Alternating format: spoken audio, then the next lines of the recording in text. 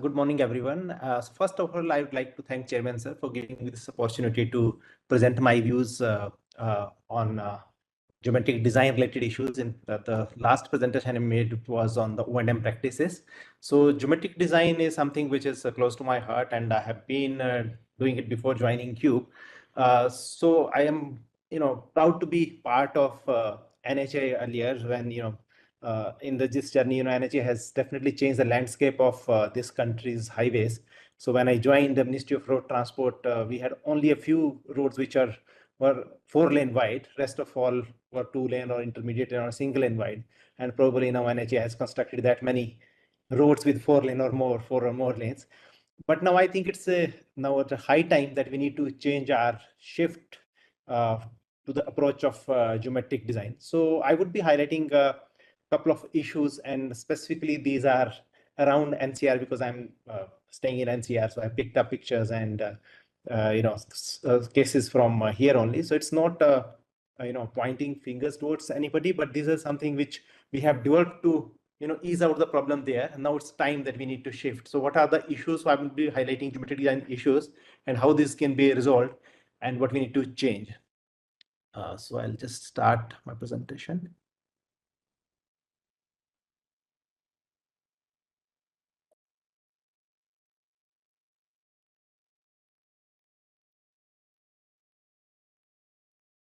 Yeah, can you see the presentation? Yes. Okay. Yes. Yeah, so I would be covering only 3-4 topics in today's presentations. So first is, you all might be thinking why people in India do not drive in lanes. So one of the reason for this is that our roads are not designed for lane driving. So I will present a couple of pictures and Google images, which will show you, what are the issues why our roads are not designed for lane driving. So this is the basic concept of lane balance. So lane balance concept is like, when two roads are converging, the number of lanes after converge can be, n, that is the same number as it was before, or n minus 1.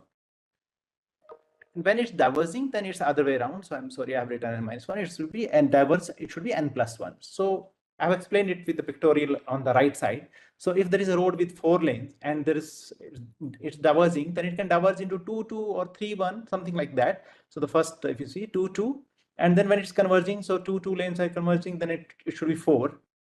Or alternatively, maximum it can be like, 4 lanes diverging into 5 and 5 diverging into 4, something like that. So if we are making like 4-lane diverging into 6 or 6-lane diverging into 4, then there won't be lane balance.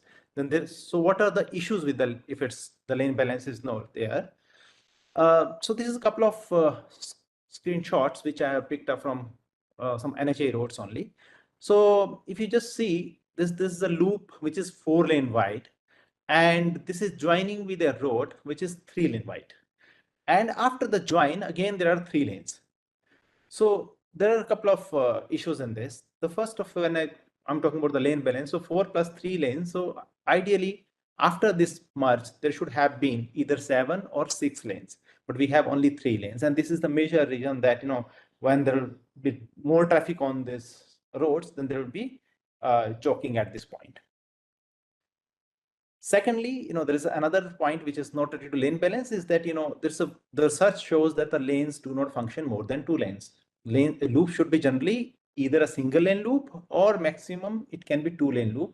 So in our most of interchanges where we are constructing loops, it's more than 2 maximum. Most of the time it's 3-4 lane loops also. So it doesn't give any advantage. Rather, it creates problem in the lane balance and ultimately chaos when the traffic merges or diverges. Same way, there's on the other side, if you just see, this is a ramp taking off from the highway. So which is a 3-lane highway again, and we are taking off a 4-lane ramp. So if there is traffic of 3-lane only, then why do we need 4 lanes on this ramp? Assuming that, an entire 3-lane traffic is going towards the ramp also, then also we need 3 lanes only. And then same, it's 3 lanes diverging into 7. So it can only diverge into either 3 or maximum of 4 lanes. So here I'm just trying to explain the problem. What's happening if this 4-lane or 3 lanes diverging into 7 lanes. So if you just see the sketch I have drawn, so these 4 lanes, let me take a pointer. So if you just see, these are 4 lanes here and 4 lanes here, and these 3 lanes taking off. So now these 3 lanes, traffic has an option to go straight or take left. So this lane, there could be traffic which is going straight because this lane is going straight as well. Same with all the 4 lanes, they are going straight, but then this 3 lanes traffic can get into the left. So this traffic, when it's turning like this, then it is blocking these 2 lanes, and this one is blocking this one. So because of the lane balance, what is happening is that, it is slowing down these 2 lanes. And you might have seen so many junctions where you see when there is a diverge, but for the straight traffic, only 1 lane is working, rest all traffic is queuing up on this. So this is because of the lane balance issue. Because this will create weaving, because then the traffic from this lane will try to come out, or it will try to come like this, and the traffic from these lanes trying to go like this, and this is just ultimately slowing down the entire traffic. So that is the major problem. Now this another example where we have constructed this 9 lanes road, this three coming from here, 3 coming from here, and all of them are merging at one time, and then it's converging into only 3 lanes. So every time there should be one lane drop gradually. It can't get down that way, because then who is going to choose which lane? There is no clarity, and that's what will ultimately create a chaos at this point. This is the example of Mahipalpur. When traffic from airport side is merging on NH48, the traffic queue is actually going up to sometimes up to Terminal 1 ramp. So from that point till it's going to Dwarka Expressway. So why it's happening, if you just see, the traffic from Mahipalpur is pushing this traffic, and that's what is slowing down the entire traffic, and the queue lengths, well, it's going kilometers. But if you just see the picture after Dwarka Expressway, traffic is smooth. There's not much of traffic leaving towards Dwarka Expressway from here, but it is that merge and then the weaving towards Dwarka Expressway, which is creating this problem.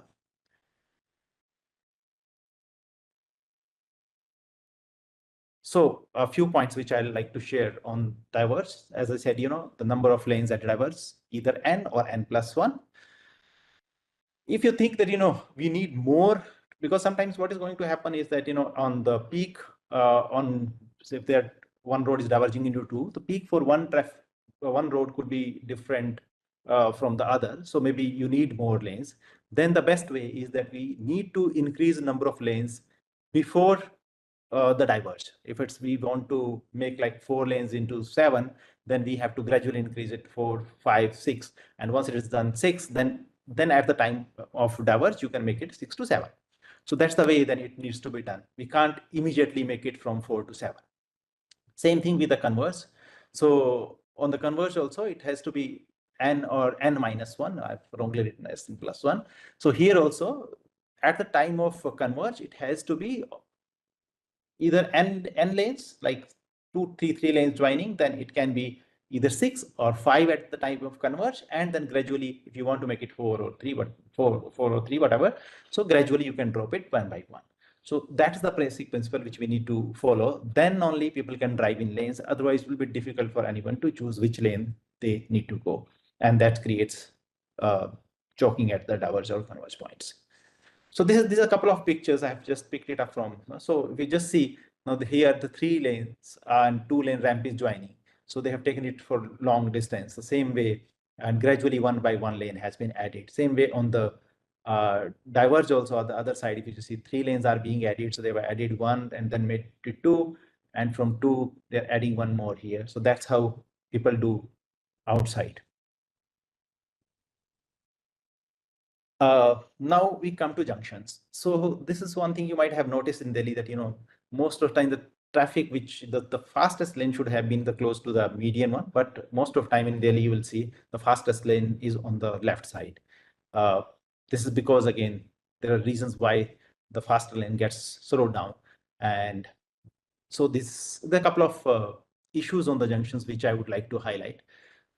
So traffic is not properly channelized, no auxiliary lanes, or even if constructed, they are blocked or they're insufficient. No clear-cut demarcation of traffic, turning traffic, whether it's like left or right, or and between the straight and the turning traffic. Then junction designs are not based on turning traffic counts. Pedestrians come in the middle of the junctions because traffic movement is not planned. Zebra crossings is not properly done. It's either it's too far, people don't feel like to travel that much of a distance, or sometimes I see that there is blocked actually. After zebra crossing, there's no way a person can cross the median or move. So issues with the junction design as a whole, I said, no auxiliary lanes. Lane balance is required where it's in case of non-signalized, but in signalized junctions, you can plan it differently. Lacking or non-availability of road user facilities. And then number of conflicts are not considered in the design. So there's a couple of issues, and I would like to show you a couple of pictures. Again, this is a junction in Gurgaon, which is called Bakhtawar Chowk. So if you just see this line I have marked, it's between two bull notches, the distance is 100 meters. And on the other side, it's around 55 meters. So if you see the land available for junction is good enough that you can develop the junction the way you want it. So I have seen the journey of development of this junction when I came to Gurgaon in 2011. There used to be a roundabout. So when they changed from roundabout to signalized, even these flares were left like, as it is. So no change in there. And that's why these bull notches are at a distance of 100 meters. So this junction can be made more efficient with providing proper auxiliary lanes and, reducing this junction box size. So once you reduce the junction box time, the cycle time on the signals can be improved. So it will reduce drastically, and then the distance to be traveled by pedestrians will also remove. So earlier they had marked zebra crossing here, so it was too much of a distance. Maybe sometimes they realized that people are not using it, so they tried it in between also. But it's a type of hit and trial without any scientific approach to the junction. Now I think the straight movement has been blocked. But if it is designed properly, I think it can be made a beautiful junction. So I'll just try to show you a couple of pictures of junctions from other countries. So if you just see this junction, how this is on the traffic is moving on the right side, not on the left side. So if you just see this left turning traffic, so it's segregated. And this again a three lane road coming from the line. So 3 lanes converted into so many lanes at the junction because they have channelized each movement. So if you just see this side, the 2 lanes from left turning, 1 auxiliary lane they have created to right turning traffic, and then the straight. And once you see this median, so median of this side and median of this side, they are not matching. So they have put it like for the left turning, this traffic, so that this traffic goes straight. There is no left turning traffic in this area. So it's only number of lanes here will match number of lanes here. Here you see 3, there are 4. So but you can so that way there is 1 additional lane, but it's very clearly demarcated that there's a driving principle outside the country is that in the junction you cannot change lane.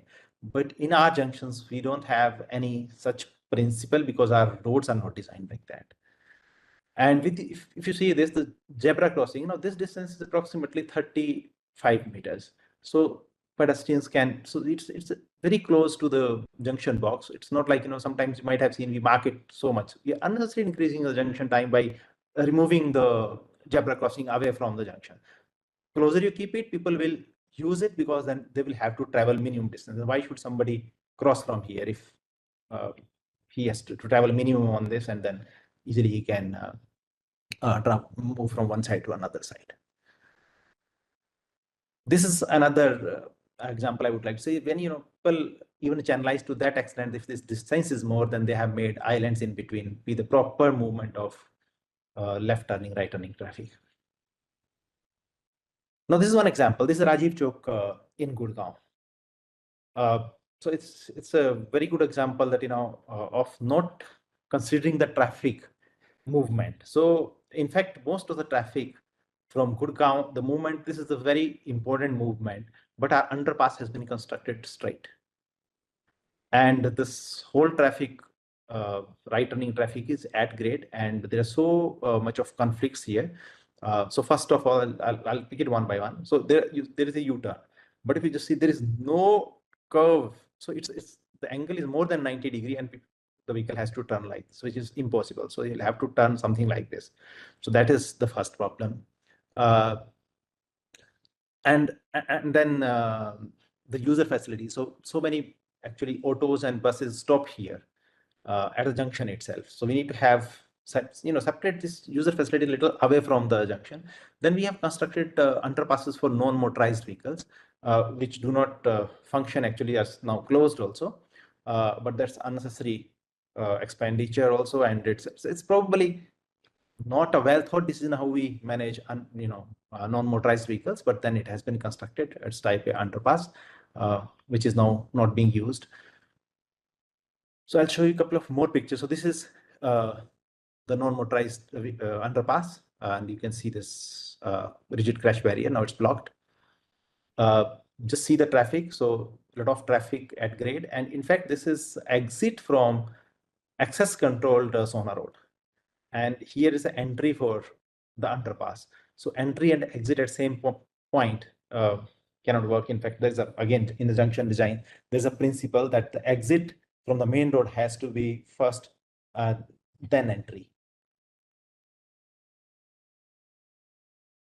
You can see this auto standing. So there is a lot of chaos actually. I've highlighted a couple of things. So U-turn, which I explained, this U-turn is more than 90 degree, and there is no curve actually on this.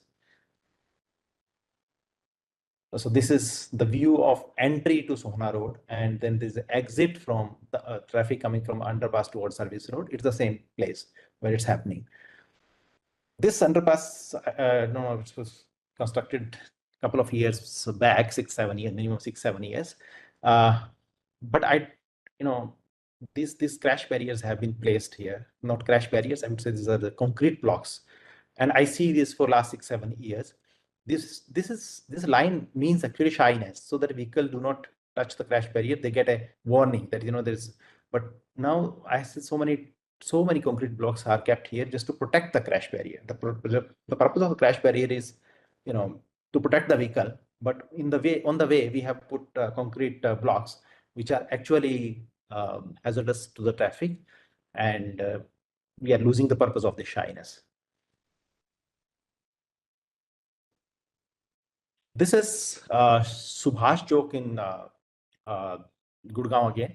So here it's again a straight underpass, and this is elevated and at grade. So it's a 3-level interchange. But at the ground level, we have again not channelized the movement of the traffic. Again, if you can see, this is 90-degree turn for U-turning traffic, which is not practicable. Similar interchange I could find somewhere outside the country, and this is how they have done the channelization. I think that's very, very important that we need to plan the traffic in a much better way. So that will increase the capacity of our roads, because see, you won't find traffic jams on the straight sections or where entry exits are not there. Most of the places congestions are at entry exits because entry exits have not been designed properly.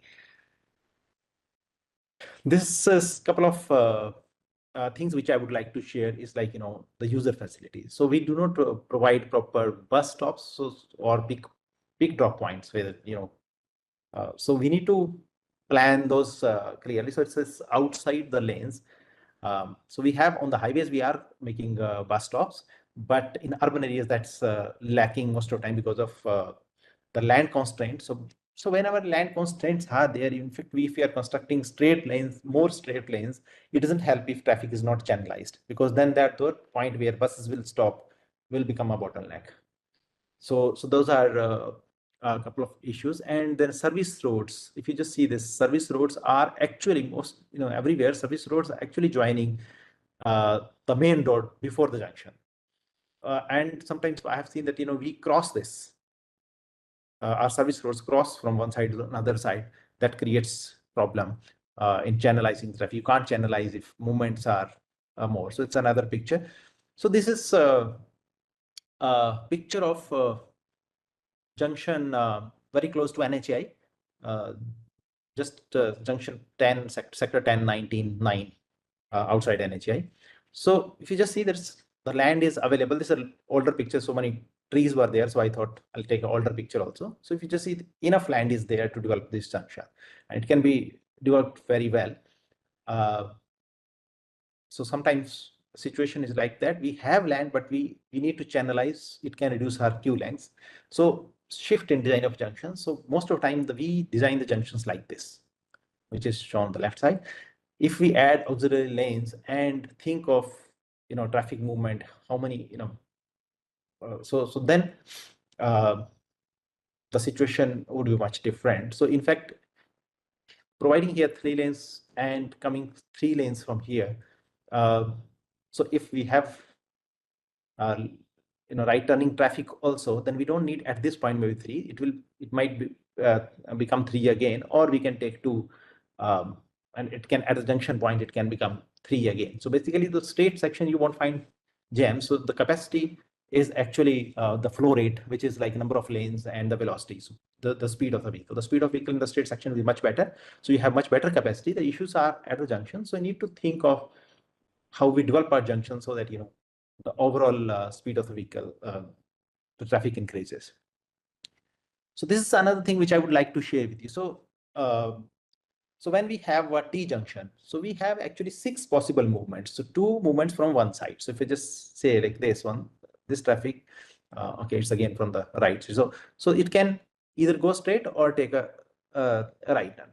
Same way from this side, straight or right. So that way, straight or left. So or this one from either take left or right. So two movements from each side. So 6 movements results in 9 conflicts.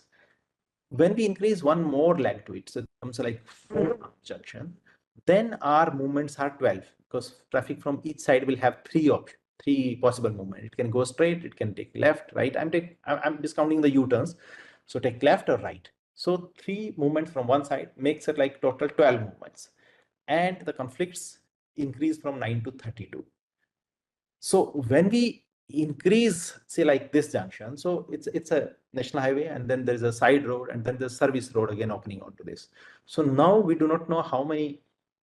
So it will not have 12 movements. It will have, because each road now will have, rather than 3, at least we'll have 4. And sometimes we allow traffic on service roads on both sides. Then the situation is much more complex.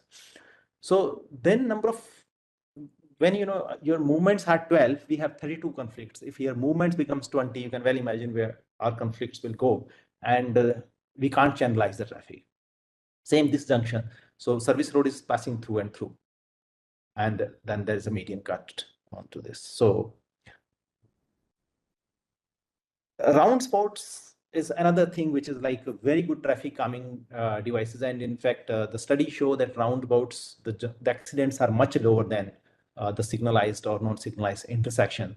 But roundabouts in our country either are not made properly, people do not know how to drive on roundabouts, but on the same time, our roundabouts are not designed wherever we are constructed also. So I'll just show you a couple of pictures and try to explain from there. So if you just see, like in the 4-leg junction, roundabout has 8 vehicular conflicts as against 32 conflicts in a junction.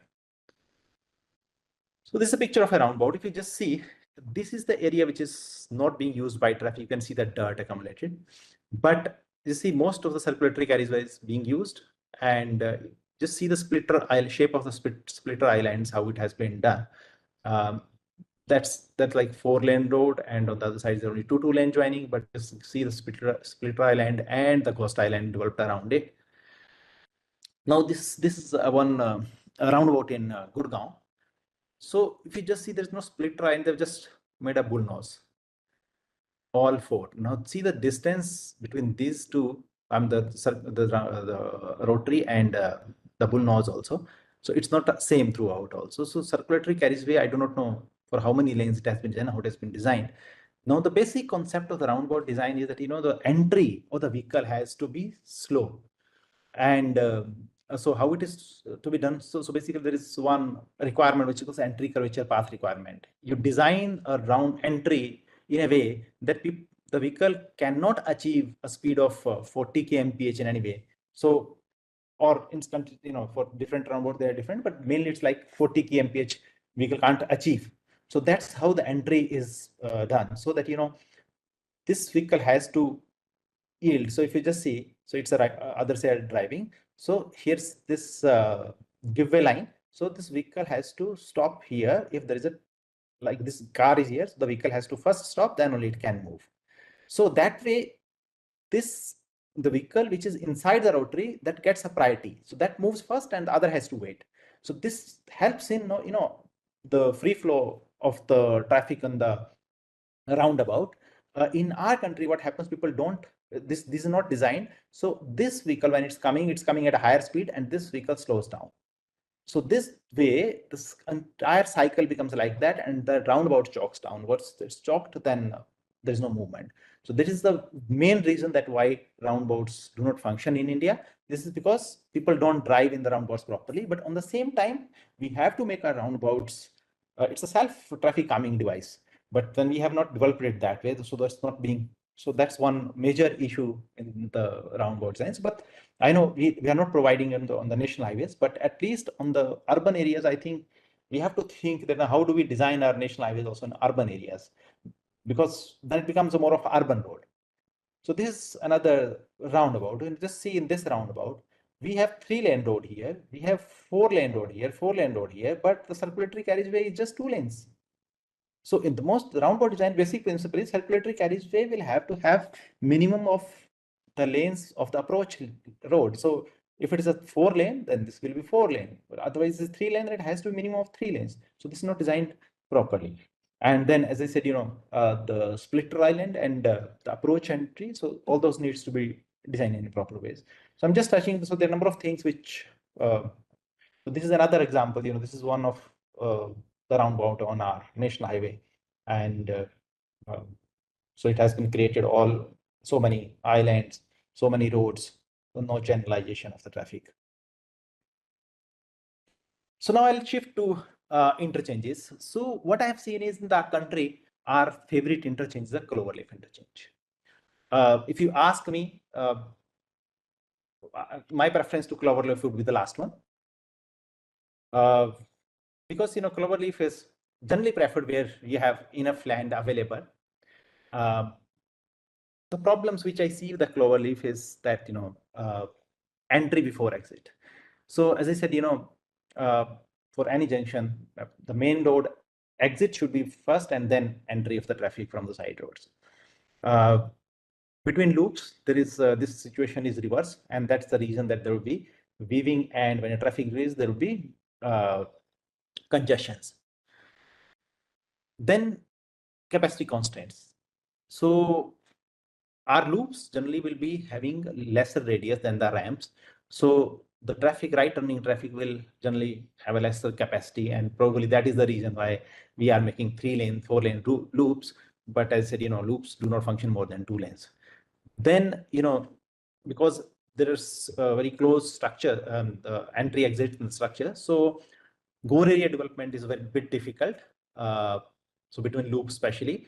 So most fixed object accidents cases are there on the interchanges. Then, as I said, traffic is very, very important. We need to consider, we develop our junctions or interchanges based on the traffic count, the turning movement counts. We need to know what traffic we need to prioritize. So on the Cloverleaf, you're giving weightage to all side of traffic in the same weightage. How we can resolve? So maybe converting 1-2 loops into semi-direct connections, or maybe even going for a different type of interchange. So this is one interchange. I'll just explain this. So on the structure level, we have 7 lanes, 4 lane for through traffic and 3 for the loops. Ground level, we have 6, so 3. And now what happens? So just say this now. So there are 3 lanes coming from here. Now this is entering first, and then there is an exit after this. Now this 3-lane traffic definitely is not going to go back. So most of the traffic will be going straight onto the straight this thing, and then there will be significant traffic which will have to take but depending on how much traffic is there, but then this is the possibility is that all 3 lanes traffic can come from here, because this is developed 3 lanes for this traffic only. So then these 3 lanes traffic will cross this 3 lane traffic, and the distance is approximately 200 meters. So it's a huge issue of weaving here. And as I said, the Gore area development, because this structure, so you can't make it so long. So this area is small, and that's where fixed object accidents could happen. Now the ramp. So it's good that somebody thought about that lane drop, because this is 3 lanes and then it's going 3 straight. So ideally it should be 1, but then we are coming with a 3-lane ramp. So somebody has reduced it to 2, but then this is not reduced properly. There should have been some distance immediately abruptly reduced. That is a different issue, but at least it's a reduced 1. So, but still the lane balance is not there. Either it should have been a 4 for some distance and then made 3 if you are making 3 also. There is another issue that, but is marked it as solid line, which shouldn't have been. So the problems, one problem which I said, weaving problem. So that's generally resolved if you want to make anyway cloverleaf only, then we go for a collector distributor, and seeing the traffic, whether we need collector distributor on both sides or one side depending. So this is a collector distributor arrangement. So this way you make this as an exit, and then all weaving traffic is restricted to this. So the through moving traffic, it's exit, and then this is entry. So this follows the principle, which is like, to avoid weaving, but then weaving is basically not avoided, it's shifted into this collector distributor road only, so that at least through traffic is moving without weaving. So that's how it is done. So this is one example where it has been done. If you just see, it's the complete, there is collector distributor, and that's how it's a direction is the other side. So whole traffic is coming out here, and then this traffic is taking this loop or going towards the ramp. So their weaving traffic has been separated. So same thing has been done on the both sides, but it's not on the top. They have done it on the ground only. Now this is something which had been thought of in our country. We have developed some collector distributor, but I think people have not understood the concept, and it has been spoiled actually. So many entry exits have been given in between. Now this is not carried through up to this point. So those are type of challenges. We started developing on some of the interchanges with the collector distributor. We didn't implement it properly. So what are the solutions? So if you just say this, now this loop has been avoided in this case. Why? Because this traffic was, okay, so from the other side, yeah. So this traffic was a priority. So now this loop, rather than loop, they have made it like, again, the traffic is coming from here, there's a ramp, and then it goes like this. So the radius of this ramp is much higher than if it would have been a loop here. So that's a one, so you get a better radius, so better speed, then better capacity. And what's happened now, there is no loop here, so no weaving on this line. Same way, no weaving here. So this one replacement has resulted in reducing the weaving on 2 sides and giving additional capacity to traffic moving on to this ramp. So this is another example where 2 loops have been removed. And if you just see the more traffic, this is so generally, if you just see this also, there's a single lane. Generally, loops are single lane only. Here, now where traffic was more, so we have moved from single lane loop to direct connection.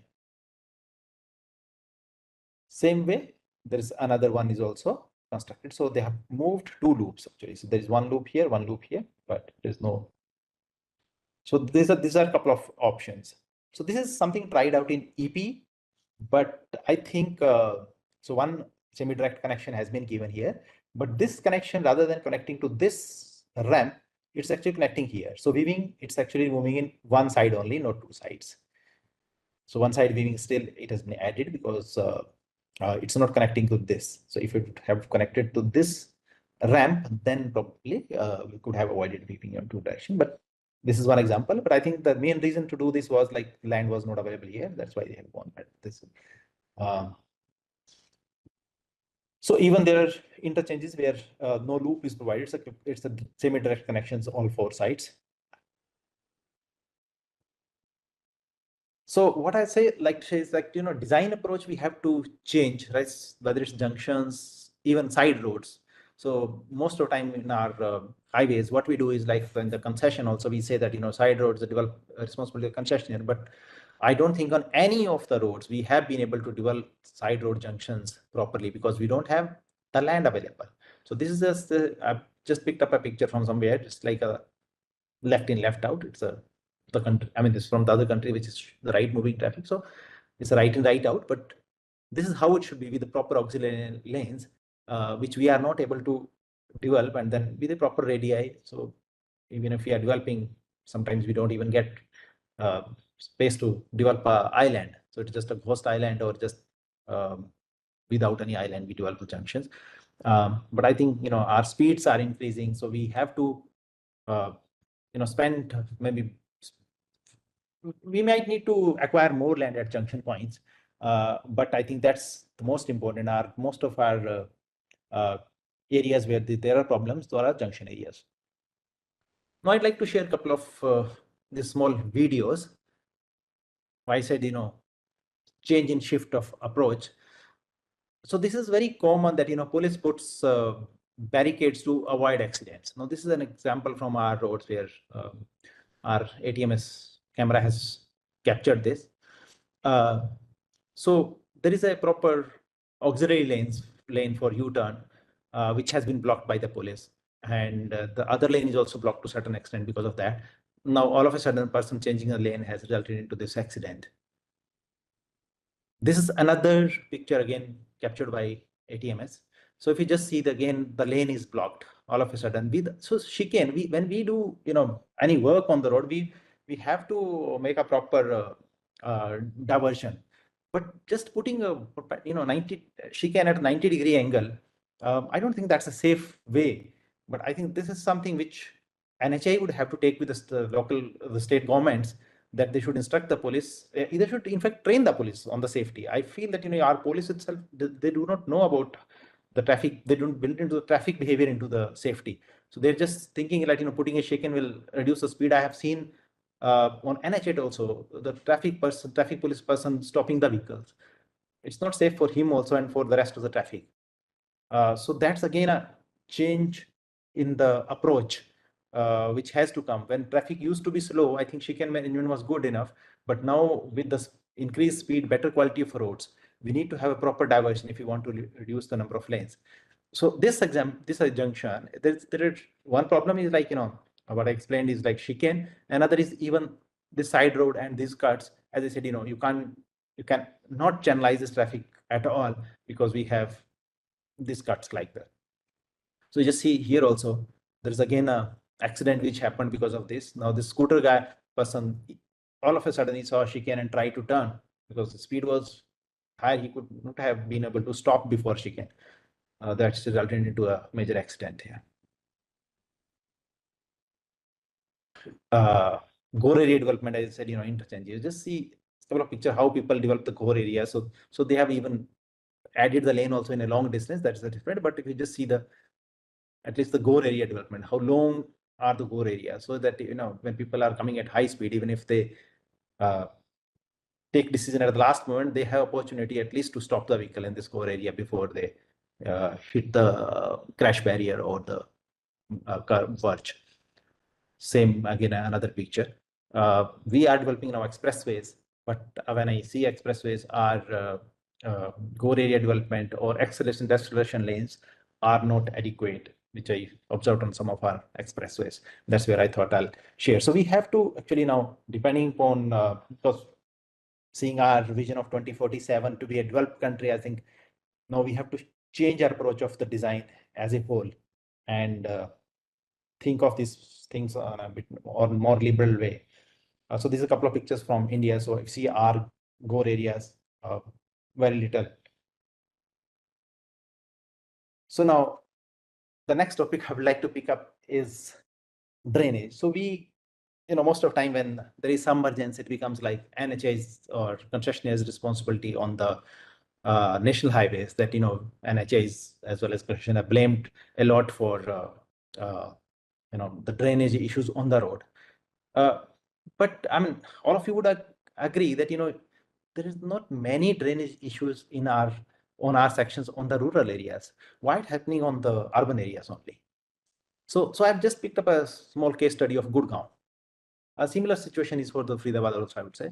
So these are three main drains which carry water from the Aravali Hills, towards Yamuna, and it crosses through all this Gurgaon. So many unauthorized on this one, many unauthorized and illegal sewage and industrial drain outlets are discharging into a drain. Then proper connectivity or Najibur drain, at Dharampur, Daulatabad and Mohammed area. Then bottleneck situation at Khansa due to sudden reduction in carrying capacity. Having silting of Najibur drain under the area, lack of coordination between different agencies, and clogging of stormwater drains is definitely one problem which is on us. Now, urbanization, how urbanization has affected the complete drainage scenario. Just see the built up sections.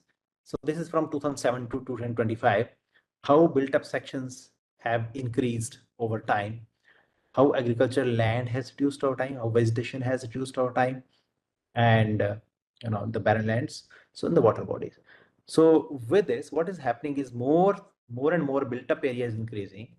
The infiltration capacity of the ground goes down, and that will result in more runoff. So something designed for this, even considering 10 years, 15 years, 20 years, the rainfall, the situation will not be same, because infiltration has now come down drastically, because what infiltration is going to happen on the agricultural land at this time, and at this time is different. Now here the built-up area has increased drastically. So the runoff is going to increase with this.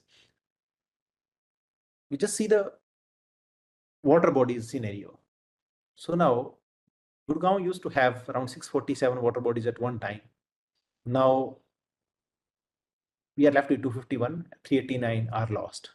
There are a couple of pictures of those water bodies and what is the situation now.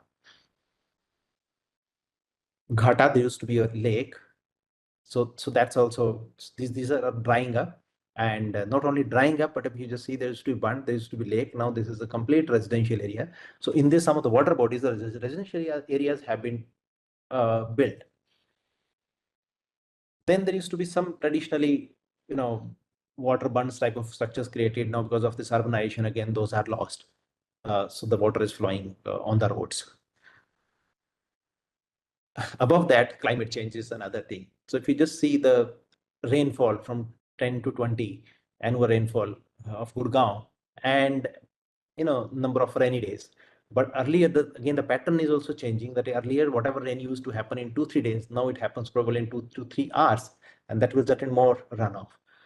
So these are a couple of challenges which are, I would say, not fully in the control of. So if somebody says that NH8 drainage is not properly because of NHA, NHA cannot do anything beyond pumping or constructing a complete new drains towards Yamuna, which is not in control of NHA, because NHA doesn't have that land, and even doesn't have that mandate also. So I think it's a joint effort that every city, they need to have a integrated drainage plan. And what I have seen, so many cities do not have it. They do not even differentiate between storm and sewer. So they make it like together one. And once they develop it also, I think they have to develop it for 20 years, 30 years, their development plans, and see how it can be scaled up when their development goes beyond the plan. So this is something which I would like to share. So what can be done now? So how do we increase the permeable spaces? Maybe whatever, where there are parks and everything. So they need to think of some areas where they could develop some water bodies and some infiltration galleries and those. Another thing which I said, so whenever they are planning, they need to see the topography and how they maintain the natural drainage pattern, or how they increase the infiltration if you are developing more concrete areas. Then restoration of water bodies wherever it is possible. And definitely then if the drainage system is not up to the mark, then we have to upgrade the existing drainage system. But that, I think, NHAI as a whole, I think at the ministry even, I think should take up with the Ministry of Urban Development on those smart city project or wherever. I think we need to think of drainage of our cities as a whole, right from scratch. Otherwise, I do not know what will be the situation after a couple of years. So with that, I would like to close.